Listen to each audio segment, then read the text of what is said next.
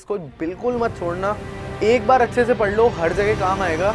ये video INICET specific है, इन बातों को नीट पीजी पे रेप्लिकेट मत करना, बहुत ध्यान से सुनना।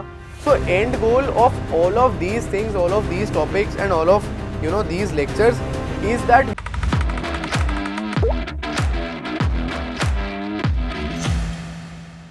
Let's crack NEET PG together. INICET के लिए ज़्यादा पढ़ना सबसे बड़ा स्कैम है। इसमें स्ट्रैटेजी क्वालिफाई होती है, टॉपर्स नहीं।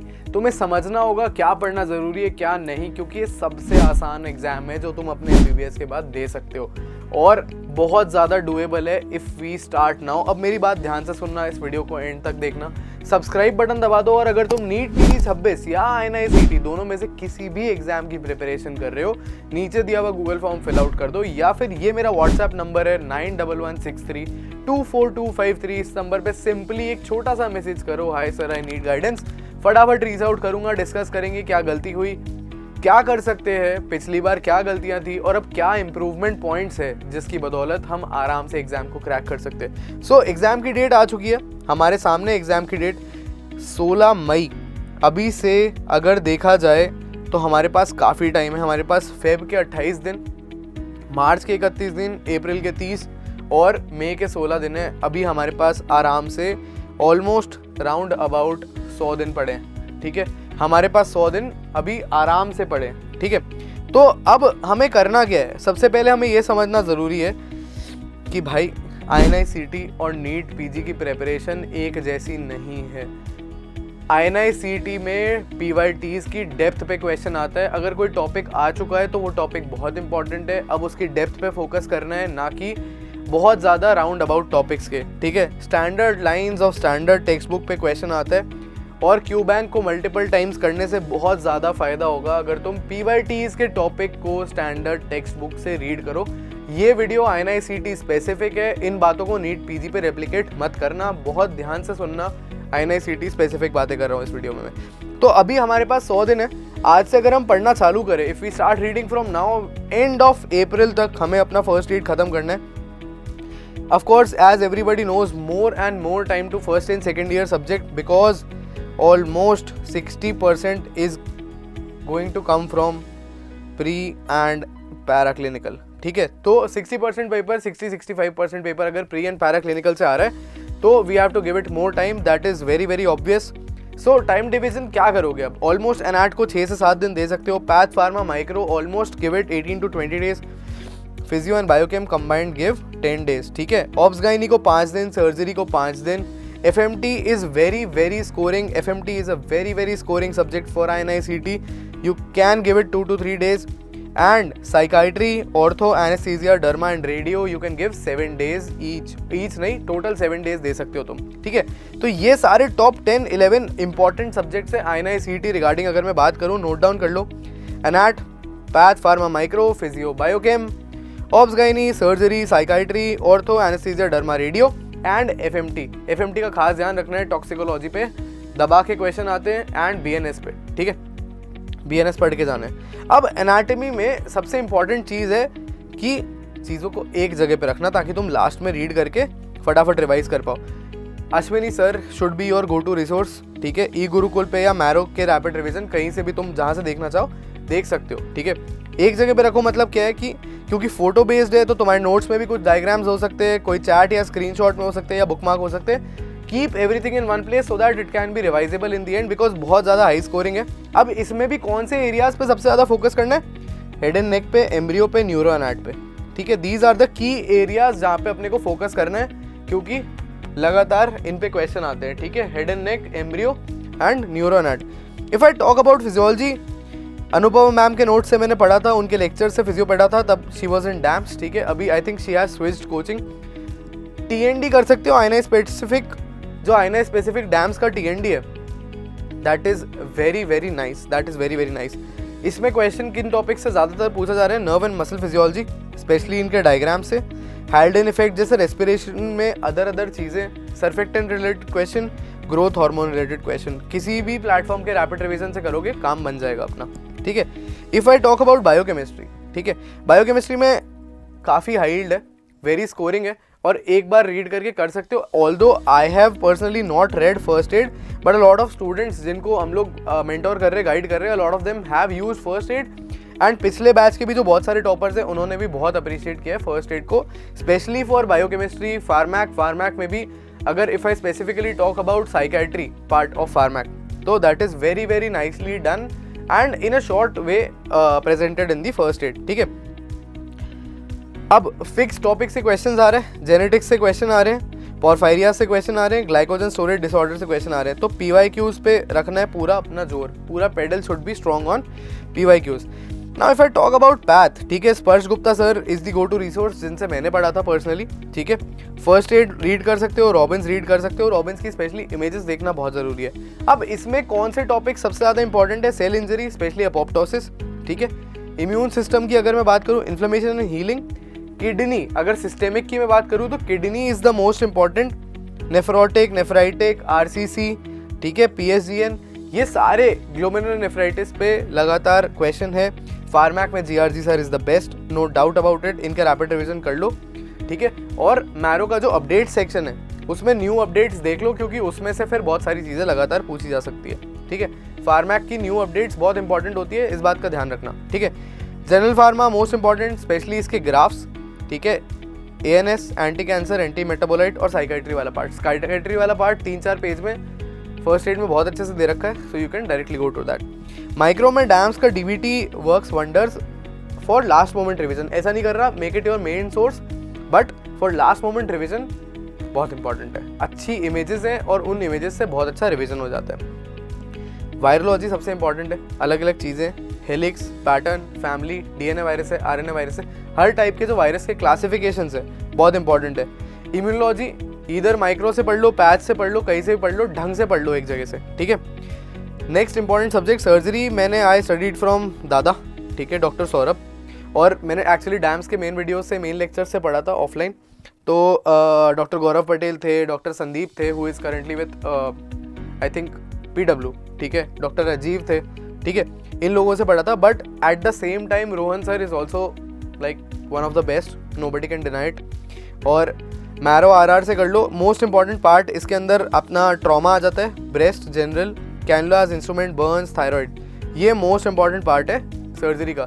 FMT में सबसे ज़्यादा टॉक्सिकोलॉजी इंपॉर्टेंट है। BNS का एक अच्छा सा वीडियो निकिता मैम ने यूट्यूब पे फ्री में अपलोड कर रखा है, उसको देख लो, उसमें निमोनिक बढ़िया दे रखे हैं, तो तुम लोग को फटाफट से अच्छे से याद हो जाएगा। ठीक है, OBGY इंपॉर्टेंट है, 15-20 क्वेश्चन आ रहे हैं, और साक्षी मैम के वीडियोस से मैंने खुद पढ़ा था, मेन वीडियोस से। But the main issue that I faced was concising, concise नहीं हो पा रहा था ऑब्स गायनी बिल्कुल भी। Then I did DVT of obs gynae and मतलब मैजिकली 60, 70, 80 पेजेस में उस छोटी बुकलेट में पूरा ऑब्स गायनी आ गया। एंड 60-80 पेजेस तुम्हें ज़्यादा लग रहे हैं, बट वो बहुत छोटे पेज हैं और बहुत स्पेस्ड आउट लिखा हुआ है और बहुत क्विक रिवीजन के लिए। बट एक बात का ध्यान रखना कि भाई उसमें कैसा है ना कि अगर तुमने पढ़ रखा है, अगर तुम्हें कंसेप्ट आता है, तो ही कोई पॉइंट है DVT पढ़ने का, क्योंकि उसमें बहुत फास्ट में निकाला हुआ है और वो कोशिश कर रही है कि तुम्हें रिकॉल से वो फिल इन द ब्लैंक्स याद आ जाए, और वो तभी याद आएंगे जब तुमने पढ़ रखा होगा। But obs gynae is one of the most scoring subjects भाई, इसको बिल्कुल मत छोड़ना, एक बार अच्छे से पढ़ लो, हर जगह काम आएगा। और डेड एंड आंसर है, कोई कंफ्यूजन नहीं होता। मतलब अगर 20 क्वेश्चन आते ना तो 19 करेक्ट कर सकते हो, नहीं करके भी। बहुत मतलब you should know things from obs gynae. Obs gynae is something you can not skip, you can not tell anybody कि तुम्हारा ऑब्स गायनी वीक है, because it's very scoring, trust me, एक बार अच्छे से पढ़ लो। एंड टेक्स्ट बुक्स की अगर मैं बात करूँ तो मतलब I did not find any text book जिसमें मुझे मज़ा आया पढ़ के या हो पाया मुझसे। साक्षी मैम के नोट्स, दीप्ति मैम की DVT I think was the killer combination that I was looking for. PSM में गुड नंबर ऑफ क्वेश्चंस आते हैं। मैंने खुद प्रेप के RR से करा था जब विवेक सर प्रेप में थे, अब he is currently with cerebellum. DVT मुझे लगा था कि at that point of time मुझे समझ में भी नहीं आया था और मुझे ज़्यादा हेल्पफुल नहीं लगा था, तो DVT you can skip for specially PSM। अब बायोस्टैट्स बहुत अच्छा है, एपिडेमियोलॉजी बहुत अच्छा है, ये स्क्रीनिंग, ये 3 यूनिट्स जो है ना, ऑड्स रेशियो वगैरह, ये सारी चीज़ें जिसमें आती है, सारे फॉर्मूलाज, ये तुम पढ़ लो, क्योंकि ये most important part of PSM है। और लगातार इसमें पूछते हैं अपने एम्स के एग्ज़ाम में। हेल्थ प्रोग्राम्स को काइंड ऑफ स्किप कर सकते हो। साइकाइट्री मैंने प्रवीण सर से पढ़ा था, बहुत ज़्यादा फ़ायदा इसलिए हुआ था क्योंकि चीज़ें याद करने में प्रॉब्लम हो रही थी, सिंड्रोम्स याद करने में प्रॉब्लम हो रही थी। जब सर के जो इंग्लिश वाले लेक्चर्स थे, दैट रियली हेल्प पूरी स्टोरी को समझने में। सर एक्टर एक्ट्रेस के इतने सारे एग्जाम्पल्स देते हैं उसमें और हिंदी में समझाते हैं, वो स्टोरी कनेक्ट हो जाती है, वो स्टोरी याद हो जाती है। तो तुम्हें like if you are looking for something कि कहाँ से साइकाइट्री पढ़ूँ, एक बार में याद हो जाए स्टोरी बन के, Praveen sir like taught it really well. ENT मैंने डॉक्टर बुद्धिराजा, मनीषा बुद्धिराजा, मैरो से पढ़ी थी। लाइक गो टू, बहुत ज़्यादा टाइम नहीं देना at this point of time. ENT is one of the low yield subjects, but अगर if you are looking for a resource, Manisha ma'am के बुक भी मैंने खरीदी थी, एग्जाम प्रिपरेटरी मैनुअल EEE करके थी, ENT for entrance exam EEE करके book थी। उसमें क्या था ना, बढ़िया से जो मैम ने पढ़ाया था उसके मस्त डायग्राम भी दे रखे थे, एंड सेकेंडली इंपॉर्टेंट पीछे MCQs भी दे रखे थे, तो बहुत ज़्यादा हेल्प करी थी उस टाइम पे, बिकॉज उसमें सारे स्टेट PMTs के भी MCQ थे, तो वो बहुत ज़्यादा दैट यूज टू हेल्प। ठीक है, अब इसमें इंपॉर्टेंट टॉपिक CL लैरिंग्स है, CSOM, ASOM, हियरिंग डिजीज और DVT ENT का काफ़ी अच्छा था शॉर्ट में रिवाइज करने में, बट आता होगा तो ही कोई पॉइंट है। Ophthal number of questions are increasing, 6 to 7 questions आ रहे हैं, ऑफ्थैल को छोड़ के नहीं जाना चाहिए। ठीक है, one of the more scoring subjects ophthal अब। ठीक है, थोड़ा सा डर लगता है सबको, लेकिन वही पेट टॉपिक्स है। मैंने डॉक्टर राजरत्ना से पढ़ा था पर्सनली, अब she is having her own app, she was in dams at that point of time. अभी तुम्हें जहाँ से भी समझ में आ रहा है वहाँ से पढ़ लो। ठीक है, Saurabh sir dams is like one of the best. For पीड्स marrow RR से पढ़ सकते हो, स्ट्रक्चर्ड नोट्स मिल जाएंगे, लेकिन एक थोड़ा सा मुझे ऐसा लगता है कि सर का जो टीचिंग स्टाइल है इस काइंड ऑफ एक जैसा लगातार रहता है, तो कोई स्टोरी वाली चीज़ नहीं मिलेगी, और याद करने के लिए तुम्हें you will need your own effort. ठीक है, तो if it will not stick, चिपकेगा नहीं इन्फॉर्मेशन, तो मल्टीपल रिवीजन करना पड़ेगा। But more important topics diarrhoea, malnutrition, neonatology, immunisation and milestones, these are the one of the few more important topics. But अगर तुमने फाइनल ईयर में घाई से पढ़ा हुआ है, मोर और लेस सब कुछ वहीं से आता है, तो अपनी घाई को ढंग से पढ़ लेना। अगर वहाँ से रिवाइज कर लिया तो भी चल जाएगा। MCQs कर लो, PYQ कर लो, PYT देख लो। ठीक है, PYT उठा के घाई से पढ़ लो, हो जाएगा तुम्हारा काम। डर्मा DVT बहुत बढ़िया था, इमेज बेस्ड सब्जेक्ट में DVT जनरली अच्छा ही रहता है। एनेस्थीसिया मैंने डॉक्टर अंशुल से पढ़ा था मेन वीडियोस से, बट अगेन DVT इसका भी बहुत अच्छा था। रेडियो सुमेर सर मुझे बेस्ट लगते हैं, बहुत सारा क्लिनिकल इंटीग्रेशन सीख जाते हो, बहुत सारी चीज़ें सीख जाते हो DVT देखते देखते भी। DVT भी काफ़ी डिटेल्ड है सुमेर सर का खुद का। और अगर बेसिक थ्योरी तुम्हें सारे सब्जेक्ट की आती है, तो रेडियो मेडिसिन ऐसे सब्जेक्ट हैं, अगर तुम्हारे सारे सब्जेक्ट हो चुके हैं उसके बाद रीड करो, इन्फॉर्मेशन ऐड हो जाएगी, थ्योरी ऐड हो जाएगी, सब कुछ समझ में भी आने लगेगा और सब कुछ आ भी जाएगा। तो this is one of the ways to cover radio and medicine. ठीक है, मेडिसिन में तमीम सर के lecture and DVT will help a lot to concise everything in the end, revise everything in the end. So this is something DAMS से मैंने पढ़ा था, तो multiple teachers थे।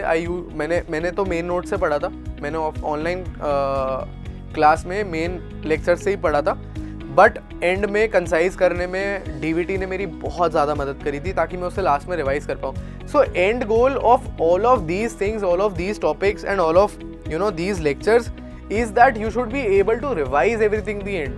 अब इसको रिवाइजेबल कंसाइज बनाने में तुम्हारी एक ही चीज़ हेल्प करेगी भाई, अगर तुम अपने नोट्स को कंसाइज करना सीख जाओ।